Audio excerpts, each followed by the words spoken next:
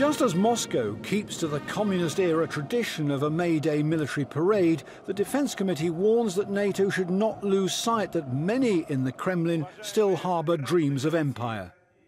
It says what's happening in Ukraine has exposed serious deficiencies in NATO's readiness and calls for radical reform. In his first major report, the committee's new chairman and former soldier is in no doubt that Moscow's behind the separatist violence. What Russia has done in eastern Ukraine is to start an insurgency. They've basically whipped up ultra-nationalist sentiment. They've provided the weapons, they've provided the cash to allow this to get off the ground.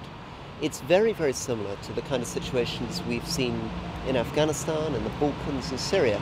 It isn't really anything to do with the people in Ukraine. Ukraine and eastern Ukraine is becoming a proxy for a broader conflict. With British troops and armour already preparing for a major exercise in Poland this autumn, the MPs recommend regular such large-scale war games in future and an increase in defence spending, not to reverse the base closures in Germany, but pre-position materiel nearer Russia's border so forces could be brought to readiness quickly. The government says it's already taking such steps. We've increased the level of spend. We're spending 2% of GDP. We want the other countries to commit to that. Many of them spend less. We have the largest defence budget in Europe, the second largest in the whole of NATO. It's time other countries did more.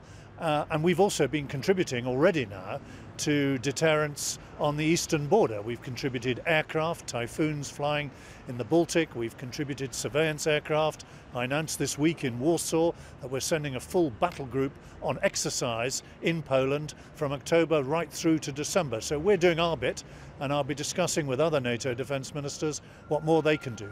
No one's advocating turning the clock back 30 years to the tensest days of the Cold War, when, according to the International Institute for Strategic Studies, NATO and the Warsaw Pact fielded across divided Europe 175 divisions, nearly 4 million men. And though the West then had a slight advantage in manpower, the Soviet bloc outnumbered them in tanks and overwhelmingly in aircraft. The threat today is what the committee calls ambiguous warfare, whether sending troops covertly without identifying insignia, cutting off energy supplies, or launching a cyber attack, as Russia's accused of doing against Estonia 7 years ago. According to a former ambassador to Moscow, it's possible to beef up defences against the Kremlin without slamming the door on diplomacy. Well, it's a question of whether you inflame a situation like that or face a more serious situation later. And ancient proverbs say the best way for peace is to be prepared for war. I don't want to go quite so extreme as that. I don't think there will be a war. But the temptation for nationalist-minded, which is a kind way of putting it, aggressive emotions in Russia to get out of hand is much less if they know that there will be resistance to them. The strengthening of NATO's air power in the Baltics with the stationing of 4 RAF Typhoons in Lithuania may be a pointer to the way ahead. NATO leaders will meet for a summit in Wales in September, with what their Secretary-General's calling the wake-up call from Ukraine high on the agenda. Jeff Mead, Forces News.